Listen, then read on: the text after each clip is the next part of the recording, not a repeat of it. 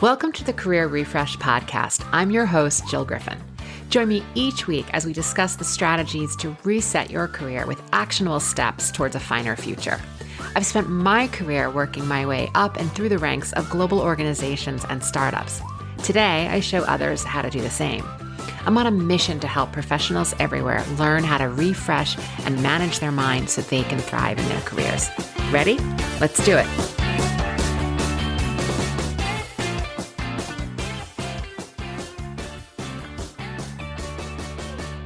Hey, my friends, I'm glad you're here. Today, I want to talk about being excluded or being ostracized at work, like not getting the invite, not being included, because it's pretty brutal. Whether it's intentional or unintentional, being excluded has ramifications, and it can lead to further disengagement or a loss of vital information needed to perform and do your job. In this episode, I want to talk about how it shows up, make some suggestions for how to manage your mind, and also how to manage the pain surrounding the hurt of being ostracized.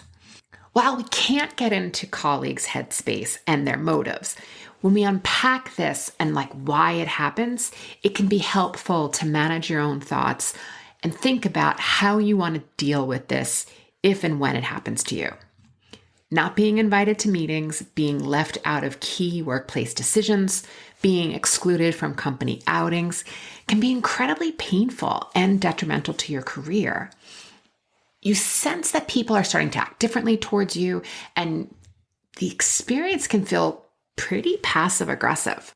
As data around the impact of harassment and bullying in the workplace is becoming more known, according to Harvard Business Review and research from the University of British Columbia, Vancouver, studies show that about 71% of professionals experience some degree of exclusion or social isolation in any given 6-month period. 71%.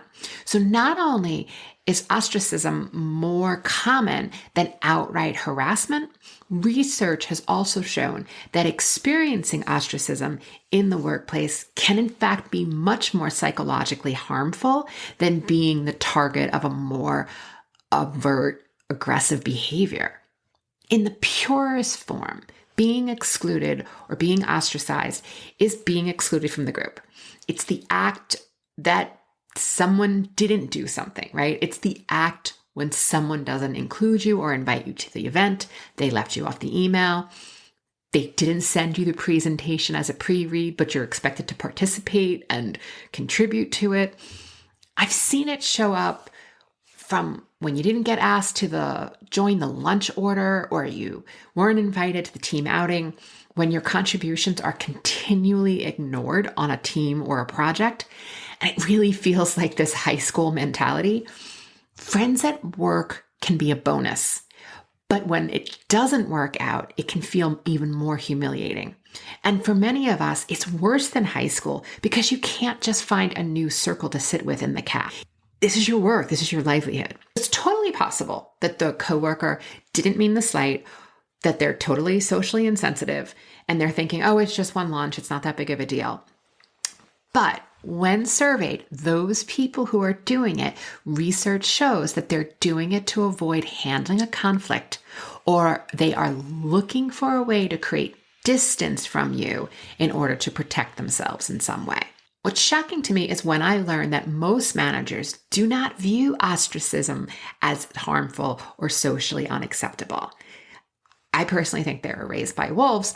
How can it not be harmful? I mean, it can feel pretty crappy. It's a classic fear of rejection. Rejection is primal, and being ostracized or excluded used to mean banishment from the group or even death. And now it signals that we might be socially worthless, we lack chemistry within a group, and that these groups that we need to be a part of because we're depending on them for cash, like our actual livelihood. This is work. So we're programmed to seek acceptance from others. We think social approval tells us that we're okay and that we get to remain part of the group. And this is why it's so painful when being excluded in some way happens. Research shows us that ostracism is incredibly harmful. And what further destabilizes us is when it's ambiguous. So it's not totally clear that the act of omission was intentional or not. And we all have had the experience of regret of accidentally leaving a colleague off an email, and we feel kind of bad. But we can also understand how the person who was omitted feels even worse. So I want to tell you a story. There was a time a few years ago when I was still in corporate that I was not invited to the International Women's Day lunch that my company was hosting for all the female executives. I didn't even know there was a luncheon. I remember looking across the floor and it was basically empty. I kept thinking, where is everybody? And then worse, I got nervous like I was supposed to be somewhere and I forgot. And at first, when I looked across the floor, it didn't occur to me that it was only the female executives that were gone. I mean, it wasn't like there were that many of us. But when a junior colleague popped into my office and sweetly said to me, "Hey, why don't you go to luncheon?" And then he followed up with, "Can I help you with something to get you out of here?" Really good guy. I remember the feeling that like time sort of slowed down and I had this intense tightening in my chest. I wasn't invited to a female executive luncheon. Again, it's not like there were so many executives in these parts that it was so easy to let one of them spill out of your hand. And there was a female president who was in the office right next to me. And I vaguely recall that morning that she was like extra fashionable, extra dress up. And I thought, like, why didn't she say something to me as she was leaving for lunch? And I'm not saying this from a lens of blame, but it was weird. And I don't have any answers. I still don't have any answers. So I'll pause and tell you that at this point in my life, I had been a certified mindset coach for almost 10 years, although I was working in a marketing capacity. I was getting my face coached off pretty regularly, so my reaction to this situation was one of a managed mind. I realized that in that moment, I had a choice. I could be all tense and weird and passive aggressive. I could make up a lie in which my colleague that was sitting in front of me, he wasn't going to believe me anyway because he could see by my face I was shocked. Or I could be vulnerable. I could just tell him the truth. And since I always say it's easiest to remember the truth, that's what I did. I was at a point in my career where authenticity and truth were the things that really ruled my day. So I just said to him, I didn't know about it. His reaction really helped because that reaction was one of such shock and disbelief. He was like, "Huh? You're one of the top women here." And then he went on to try to like support or, make me feel better by saying like, I must have missed the email. I didn't. I checked. I didn't miss anything. I just wasn't included. I was left off the list. And then, because social media is so fun, in about an hour, all the pictures started making the rounds on Facebook and Instagram. So now I'm seeing pictures of my colleagues who I considered friends, all raising a glass and celebrating their achievements. And it was really painful and completely confusing because I wasn't mad at them. And sure, I had total FOMO, but I didn't blame them for making the list why I was left off the list. But I did rack my brain to try to figure out what I did or whose ring I forgot to kiss, and I came up with nothing. And when I mentioned it to my boss later, he also sounded genuinely surprised. He wasn't aware of the event. And later he told me it was just an oversight, some email listserv issue, blah, blah, whatever. A few weeks later, that junior colleague popped into my office and told me that he was surprised I told him the truth the day of the luncheon. He told me that he always admired me, but now he trusts me at even a deeper level because I told him the truth. And then I told him to get the F out of my office before I had an ugly cry. We both shared a good laugh and he skedaddled. Ostracism can be the result of your decisions, your behavior, your performance.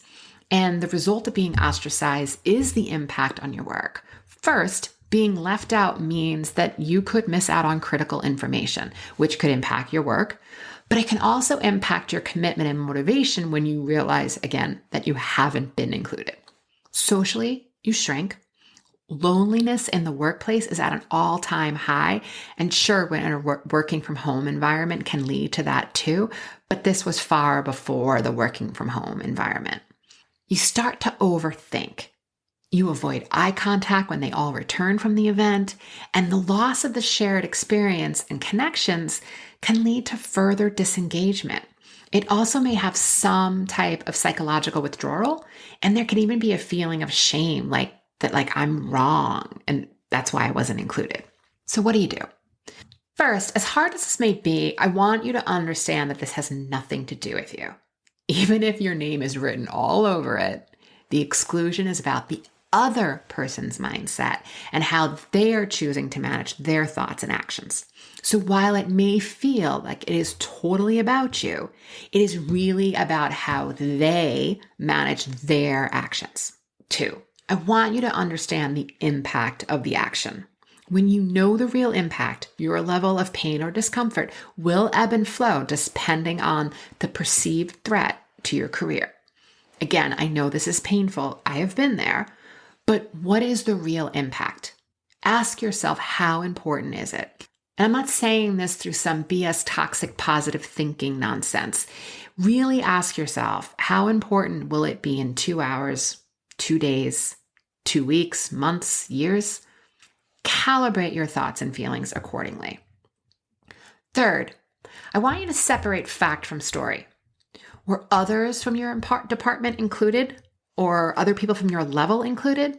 Were you the only one excluded? I offer you an opportunity to think about how you want to manage your mind around the facts, not what you think happened. Can you check in with other colleagues or confidants to ascertain the situation? From there, you'll have an opportunity to decide how you want to think about the situation.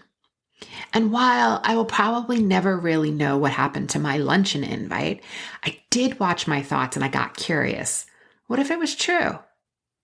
Well, if it was true, was it really helpful to think negative thoughts? No. So I get to choose again.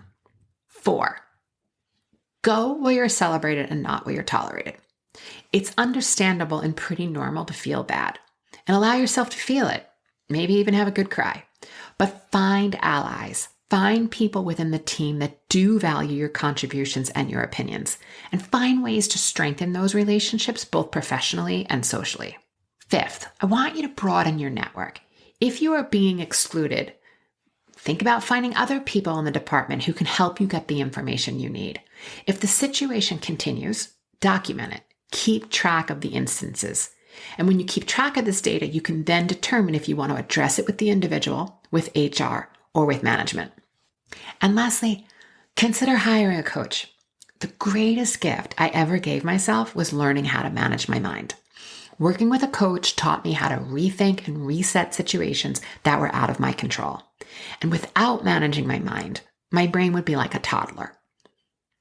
Workplace friendships can be complicated. Mutual self-disclosure is the basis for so many friendships, and that doesn't always create the healthiest professional relationship environment. And it only gets even more confusion when tension and competition start to seep in. Not everyone's going to be included in everything, and nor should they be. But I'm a stand for employee well-being, and we all need to demand a level of professionalism and respect between colleagues. I believe it's possible, and I'd love to hear your thoughts and answer any questions. Email me at hello@jillgriffinconsulting.com. I may even read your questions and respond on the next podcast. All right, my friends, we'll talk soon. Bye from now. Hey, thanks for listening to the Career Refresh podcast. If you're enjoying this podcast and you want more career and mindset tips, get on my email list by going to jillgriffincoaching.com. I'll also put that link in the show notes. But before you go, please rate and review this podcast, as it helps me get the word out to people everywhere so they can thrive in the workplace. I'll see you next time.